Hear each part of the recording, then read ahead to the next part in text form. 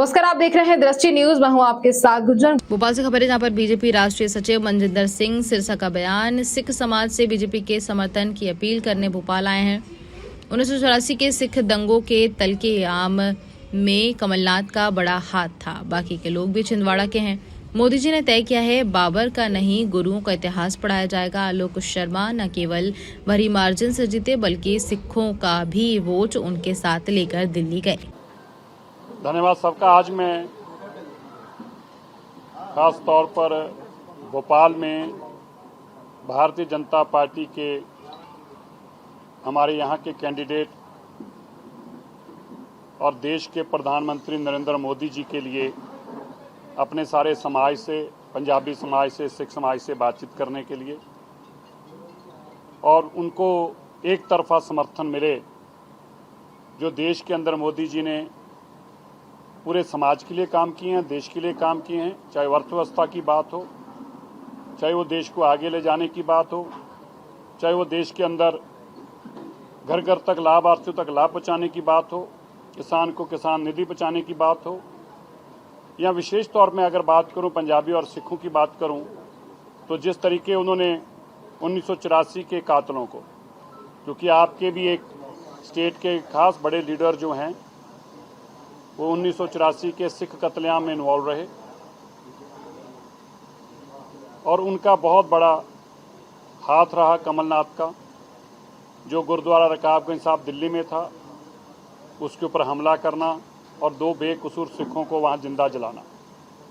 मैं आपको यह भी बताऊं, पता नहीं कितने मीडिया के लोगों को जानकारी है, जो उस केस में बाकी के लोग थे वो यहां से छिंदवाड़ा के उन्हीं की कॉन्स्टिट्यूएंसी के थे और दिल्ली में उनका निवास का पता भी उन्हीं के घर का था। ऐसे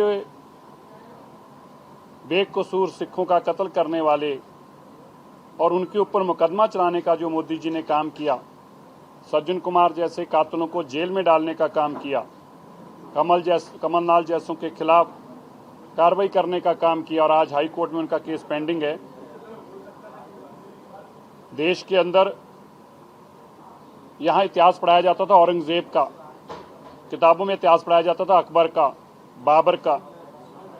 मोदी जी ने तय किया कि उन किताबों में इतिहास पढ़ाया जाएगा गुरु तेग बहादुर जी का, साहिबजादा बाबा जोरावर सिंह और बाबा फतेह सिंह जी का। ये देश गुरुओं का है, पीरों फकीरों का है, ये देश गुरु नानक देव का है, ये देश उन महान पीर फकीरों का है जिन्होंने इस देश के लिए महान कुर्बानियां दी, ना कि उन लोगों का है जो धाड़वी के रूप में इस देश में आए और अपने निशान छोड़कर चले गए। उनका इतिहास जो हमें किताबों में पढ़ाया जाता था उसको हटाने का काम भी देश के प्रधानमंत्री मोदी जी ने किया है। आज पूरा देश जानता है, तीसरी बार देश के प्रधानमंत्री मोदी जी बनेंगे और हम चाहते हैं कि जब भोपाल के कैंडिडेट के रूप में शर्मा जी जीतकर जाएं तो वो खाली बहुत लाखों के मार्जिन से नहीं, बल्कि हमारे समाज की वोट भी एक तरफ उनको मिले। हम यह भी चाहते हैं कि देश के अंदर जब मोदी जी की सरकार बने तो पूरे देश के हमारा पंजाबी समाज और सिख समाज जो है उसमें एक तरफा वोट मोदी जी के लिए डाले। उसी के चलते हम आज भोपाल में भी आए हैं। हमें इस बात का फख्र है, एक तरफ देश के प्रधानमंत्री मोदी जी हैं जो सबका साथ सबका विकास की बात करते हैं, जो नेशन फर्स्ट रखते हैं, और दूसरी तरफ लुटेरों का परिवार है गांधी परिवार, जो जरूरत के हिसाब से अपना धर्म बदल लेता है। राम का नाम भी तब जपते हैं, जो पुरानी पिक्चर का एक गाना था, राम राम जपना पराया माल अपना, वो केवल राम का नाम भी, प्रभु नाम का नाम भी तब जपते हैं जब उनको जेबें भरनी होती हैं। तुष्टिकरण की राजनीति करते हैं और हमें इस बात का खेद और बड़ा अफसोस है जिस तरीके उन्होंने विरासती टैक्स लगाने की बात कही और ये कहा। अब आज भी जब हम अपनी माताओं बहनों से बात कर रहे थे उनका बड़ा सवाल यही था, ऐसे कैसे कोई कर सकता है, हमारी पूंजी, हमारे सालों की कमाई, और कोई ये कहे कि हम उसमें से आधी ले लेंगे, और लेकर भी आपने देखा खाली कहने की बात नहीं है कि एक विशेष वर्ग को देंगे, दे चुके हैं।